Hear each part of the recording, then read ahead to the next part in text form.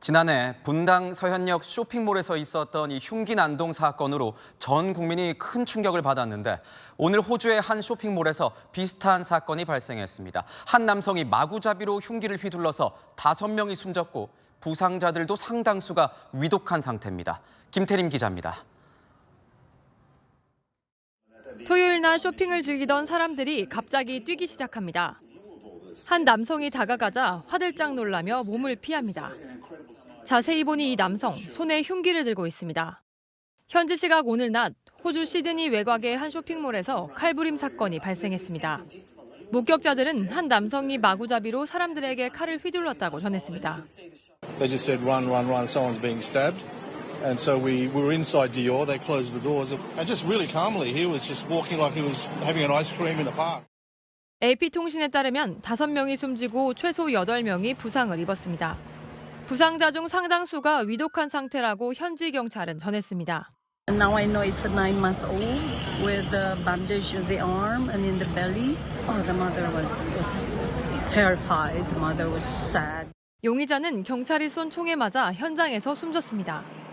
As she continued to walk quickly behind him to catch up with him, he turned, faced her, raised a knife. She discharged a firearm and that person is now deceased. 현지 경찰은 단독 범행으로 1차 판단하고 있으며 범인의 신원과 동기를 조사 중입니다. 채널A 뉴스 김태림입니다. 이란이 이스라엘을 공격했습니다. 드론과 미사일로 대규모 공습을 퍼부었는데 이스라엘 본토를 직접 공격한 건 이번이 처음입니다. 제5차 중동 전쟁으로 확전될 것이란 위기감이 적지 않습니다. 먼저 문예빈 기자가 보도합니다. 깜깜한 하늘을 가르듯 미사일이 잇따라 날아오르자 사이렌 소리가 요란하게 울려 퍼집니다. 이어 미사일이 떨어지며 곳곳에서 굉음과 함께 폭발이 일어납니다. 한밤중 날벼락에 시민들은 소리를 지르며 대피합니다. 현지 시각 어제 오후 11시쯤 이란의 기습 공격에 이스라엘군은 영공을 패소했습니다. Iran has launched a direct attack from Iranian soil towards the state of Israel. Our defensive and offensive capabilities are at the highest level of readiness, ahead of this large-scale attack from Iran. 미국 뉴욕타임스는 이란이 무인기 185대와 순항 탄도미사일 36발을 이용해 약 5시간 동안 공습을 감행했다고 보도했습니다. 반면 이스라엘군은 드론만 총 300대가 발사됐다고 밝혔습니다.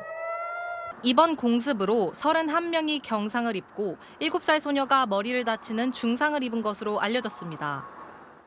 집이 흔들리고 창문이 깨질 것 같이 덜컹거려 그 소리 때문에 일어났는데 밖에 내다보니까 이제 난리인 거예요. 진실의 약속이라는 작전명으로 감행된 이란의 공격은 1일 이스라엘의 시리아 주재 이란 영사관 폭격에 대한 보복 차원으로 이란의 이스라엘 본토 공격은 사상 처음입니다. 이번 공격에는 레바논 헤즈볼라와 예멘 후티 반군 등 친이란 세력도 공격에 가세한 것으로 알려지면서 중동 내 확전 가능성에 대한 우려도 제기됩니다. 현재 이란의 공습은 멎었지만 이스라엘이 보복에 나서면 이란은 더 강력한 대응에 나서겠다고 경고했습니다. 채널A 뉴스 문예빈입니다. 폭주하던 벤츠 승용차가 오토바이를 들이받는 사고가 났습니다. 음식을 막 받아 배달을 하고 있던 50대 남성이 숨졌습니다. 경찰은 벤츠를 몰던 20대 남성이 마약을 투약했는지 확인하고 있습니다. 최승훈 기자가 취재했습니다. 4차선 도로에서 파란색 벤츠 승용차가 엄청난 속도로 폭주하더니 앞서가던 오토바이를 들이받습니다. 승용차는 속력을 줄이지 않고 쓰러진 오토바이를 그대로 밀고 갑니다. 바닥에서 불꽃이 튀고 오토바이는 순식간에 붉은 화염에 휩싸입니다. 어제 저녁 7시 반쯤 서울 신림동 당곡 사거리에서 20대 남성 A씨가 몰던 벤츠 승용차가 50대 남성 배달 노동자의 오토바이를 추돌한 뒤 다른 차량 5대도 잇따라 들이받았습니다. 일하다가 큰 소리가 나서 카라자 봤는데 불이 엄청 나고 운전자가 여기로 끌려온 상태였고 50대 배달 노동자는 병원으로 옮겨져 치료를 받았지만 오늘 새벽 0시쯤 끝내 숨졌습니다. 사고를 당하기 약 10분 전 약 600m 떨어진 식당에서 음식을 받아 배달하던 길이었습니다. 오토바이는 바퀴가 빠져 있고 그 주변에는 운전자가 입고 있던 옷까지와 음식을 담는 일회용 그릇이 흩어져 있습니다. 사고를 낸 벤츠 운전자 A씨는 크게 다쳐 병원으로 옮겨졌는데 술을 마신 정황은 확인되지 않았다고 경찰은 밝혔습니다. 경찰은 A씨 혈액을 채취해 마약 등 약물 반응 검사를 의뢰했습니다. 또 차에 함께 타고 있던 20대 여성의 진술과 CCTV 영상 등을 토대로 폭주 원인을 조사할 계획입니다. 수도권과 충북, 강원 영동 지역에 건조주의보가 내린 가운데 전국 곳곳에서 산불이 이어졌습니다. 오전 11시쯤 경기 김포시 문수산에서 불이 나 1시간 반 만에 불길이 잡혔고 오후 4시쯤에 강원 홍천군 내촌면 야산에서 난 불도 1시간 30여 분 만에 진화됐습니다. SBS 최승훈입니다. 농어촌에 가보면 아무도 살지 않는 빈집들을 많이 볼 수 있는데요. 오는 7월부턴 이렇게 빈집을 방치한 집주인들에게 1년에 많게는 1,000만 원의 이행 강제금을 부과하기로 했습니다. 서경채 기자입니다. 비워둔 지 오래되다 보니 지붕은 폭삭 주저앉았습니다. 무성이 자란 풀과 나무 때문에 집으로 들어가는 길은 사라졌습니다. 들어가는 입구도 안 보이네요. 이게 입구요, 여기 반마당이고. 이봐, 이렇게 안 쓰면 이렇게 주저. 비워둔 지 6년 됐다는 집은 벽체가 무너지고 문틀은 뜯겨 나갔습니다. 여기가 참 펄렁펄렁하잖아. 사람이 떠난 집은 무성한 대나무들이 차지했습니다. 저 대나무 난 거 봐, 뚫고서. 저 이렇게 나왔잖아요. 사람이 살으면 열 때문에 대나무가 여기로 못 들어오지만 변화도니까 1년 이상 아무도 살지 않거나 사용하지 않는 빈집은 전국 농어촌에 9만 채에 육박합니다. 특히 농촌 빈집의 60%는 당장 철거가 필요한 상태입니다. 흉물스럽고도 위험하다 보니 마을에서 집주인들에게 철거해달라고 해도 돌아오는 답은 늘 비슷합니다. 아이고, 그거 냈어둬요. 싫어지건 말건 냈어둬요. 고향을 좀 생각하면은 좀 고향 좀 깨끗하게 정리하고 이렇게 저거게끔 협조 좀 해줘. 그렇게 사정도 해보지. 그래도 이러지더라뇨. 정부는 7월 3일부터 안전사고나 경관 훼손의 우려가 큰 빈집의 경우 소유주에게 철거 등을 명령하고 만일 따르지 않으면 1년에 최대 1,000만 원까지 이행 강제금을 부과하기로 했습니다. 그런 압박으로 인해서 임대를 주든 철거를 하든 아니면 당신이 와서 살든 세컨을 쓰든 빈집이 아니게 해라라고 하는 게 기본적인 취지니까요. 하지만 철거할 대상에 해당하는지를 놓고 지자체와 집주인 간의 법적 다툼으로 이어질 소지가 있습니다. 소유자가 이제 돌아가시고 그 자녀분한테 상속이 된 그런 집들은 나중에 민사 쪽에 좀 소지가 있기 때문에 좀 그쪽으로 가기에는 아직은 좀 부담이 되는 건 사실입니다. 제도 시행을 앞두고 지자체마다 빈집 주인들의 문의가 이어지고 있는데 그들이 과연 자발적 정비에 나설지 지켜봐야 할 상황입니다. SBS 서경채입니다. 김일성 생일인 태양절을 앞두고 중국 권력 3위인 자오러지 전국인민대표대회 상무위원장이 오늘부터 사흘 동안 방북하는 등 북중 관계가 다시 변화를 보이고 있습니다.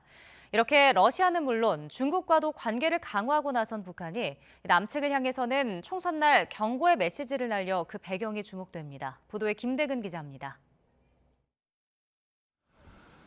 북한 평양 순안공항, 중국 공식 서열 3위인 자오러지 전국인민대표대회 상무위원장이 항공기에서 내립니다. 공항에는 최룡해 북한 최고인민회의 상임위원장이 나와 자오 위원장을 영접했습니다. 13일까지 북한에 머무는 자오 위원장은 코로나19 유행 이후 북한을 찾은 중국 최고위급 인사입니다.